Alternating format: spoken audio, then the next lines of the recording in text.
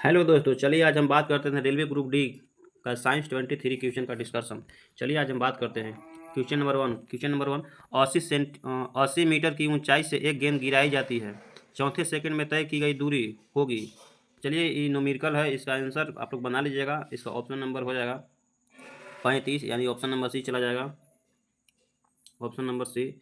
चलिए हम लोग नेक्स्ट क्वेश्चन की ओर बढ़ते हैं। क्वेश्चन नंबर 2 करके आधुनिक आवर्त सारणी के किस समूह में हाइड्रोजन रखा जाता है। इसका ऑप्शन है 16वां, फर्स्ट, 17वां, 18वां। तो इसका आंसर की ओर बात करते हैं तो इसका ऑप्शन नंबर सी चला जाएगा, 17वां। चलिए दोस्तों हम लोग नेक्स्ट क्वेश्चन की ओर बढ़ते हैं। क्वेश्चन नंबर 3 की ओर हम लोग बढ़ते हैं। क्वेश्चन नंबर 3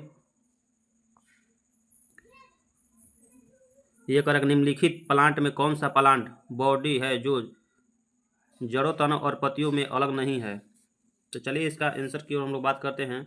तो इसका ऑप्शन है मार्सेलिया, ऑप्शन बी है चारा, ऑप्शन सी है रिकेया, ऑप्शन डी है अस्पारगोकाइरा। तो चलिए इसका आंसर की ओर बात करते हैं तो इसका ऑप्शन नंबर डी चला जाएगा, अस्पाइरोगाइरा, ऑप्शन नंबर डी। चलिए दोस्तों नेक्स्ट क्वेश्चन की ओर बढ़ते हैं। क्वेश्चन नंबर 4 हम लोग देखते हैं। क्वेश्चन नंबर 4 यह कह रहा है कि रासायनिक अभिक्रिया जिनमें गर्मी यानी ऊर्जा उत्पन्न होती है उसे एक कहा जाता है।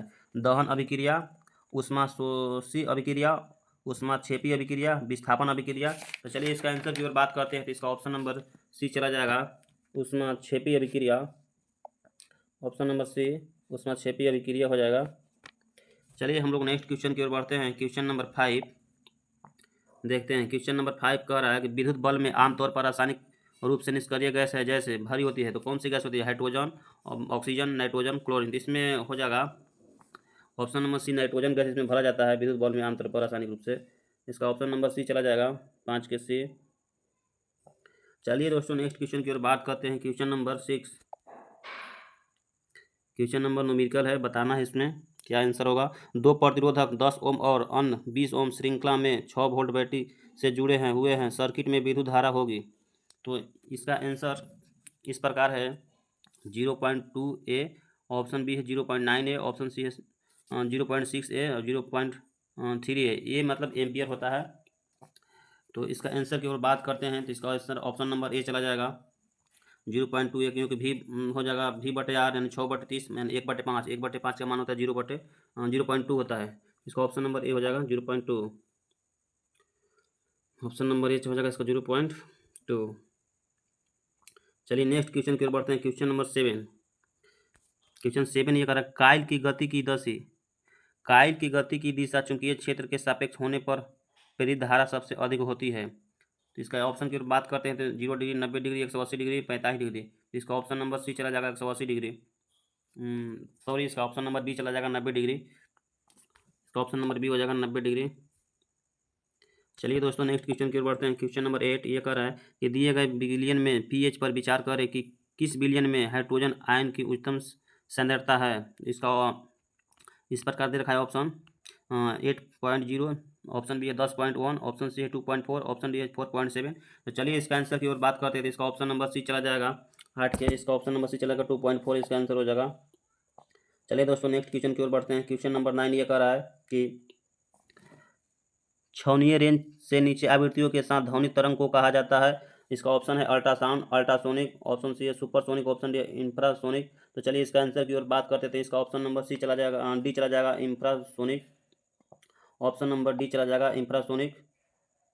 चलिए दोस्तों नेक्स्ट क्वेश्चन की ओर बढ़ते हैं। क्वेश्चन नंबर 10 ये कह रहा है कि निम्न में से कौन सा लचीला और कोमल है। तो इसका ऑप्शन है सल्फर, ऑप्शन बी है तांबा, ऑप्शन सी है कार्बन, ऑप्शन डी है फास्फोरस। तो चलिए इसका आंसर की ओर बात करते हैं। इसका ऑप्शन नंबर हो जाएगा बी, यानी तांबा जो है लचीला और कोमल होता है, ऑप्शन नंबर बी। चलिए दोस्तों नेक्स्ट क्वेश्चन की ओर बढ़ते हैं। क्वेश्चन नंबर 11, क्वेश्चन नंबर 11 ये कह रहा है कैल्शियम हाइड्रोक्साइड का सही सूत्र है। इसका ऑप्शन इस प्रकार है CaOH2 का होल 2, ऑप्शन बी है CaO2OH, ऑप्शन सी है CaOH2, ऑप्शन डी है CaOH।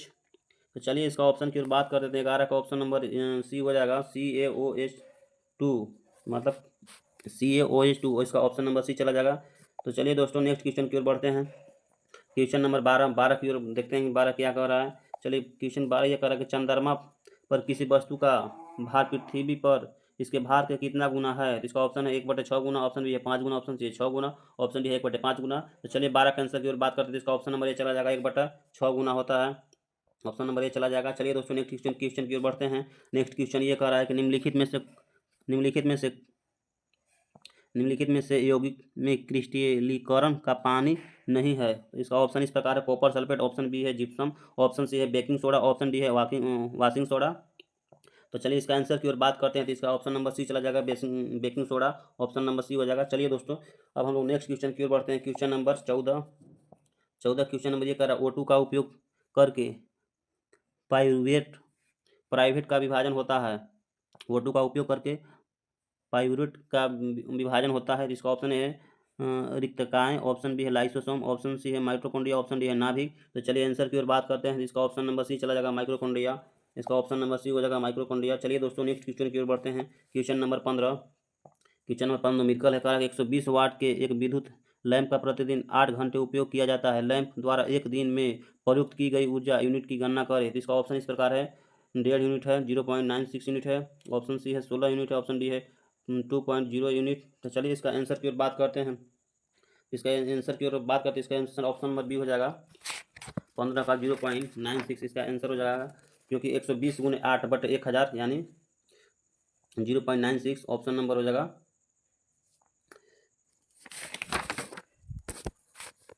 चलिए दोस्तों इसका आंसर ऑप्शन नंबर बी। चलिए दोस्तों नेक्स्ट क्वेश्चन की ओर बढ़ते हैं। क्वेश्चन नंबर 16 ये कह रहा है कि 5 और 8% एसिड को कहा जाता है। तो क्या कहा जाता है? Ethanol, glacial acidic acid, ester, सिरका। तो चलिए इसका 16 के आंसर की ओर बात करते हैं, इसका ऑप्शन नंबर डी चला जाएगा, सिरका। चलिए दोस्तों नेक्स्ट क्वेश्चन की ओर बात करते हैं। क्वेश्चन नंबर हम लोग 17 की ओर आगे बढ़ते हैं। क्वेश्चन नंबर 17 ये कह रहा है कि यदि दो असमान द्रव्यमान में समान गतिज ऊर्जा होती है तो भारी द्रव्यमान होती है। और इसका ऑप्शन है ए में तेज गति, ऑप्शन बी है कम गति, ऑप्शन सी है अधिक आवेग, ऑप्शन डी है समान गति। तो चलिए इसका आंसर की ओर बात करते हैं, इसका ऑप्शन नंबर बी चला जाएगा, कम गति, यानी ऑप्शन नंबर बी हो जाएगा कम गति। चलिए दोस्तों नेक्स्ट क्वेश्चन की ओर बढ़ते हैं। नेक्स्ट क्वेश्चन 18 नंबर ये कह रहा है कि निम्नलिखित में से कौन सा जानवर मुकुलन बंडिंग द्वारा पुनरुत्पादित करता है और पुनर्जनन कार्बनित कर सकता है। तो चलिए इसका ऑप्शन की बात करते हैं। ऑप्शन ए है प्लाज्यूडियम, ऑप्शन बी है हाइड्रा, ऑप्शन सी है खमीर, ऑप्शन डी है प्लानेरिया। तो चलिए इसका आंसर की ओर बात करते हैं, तो इसका ऑप्शन नंबर बी चला जाएगा, हाइड्रा। चलिए दोस्तों नेक्स्ट क्वेश्चन की ओर बढ़ते हैं।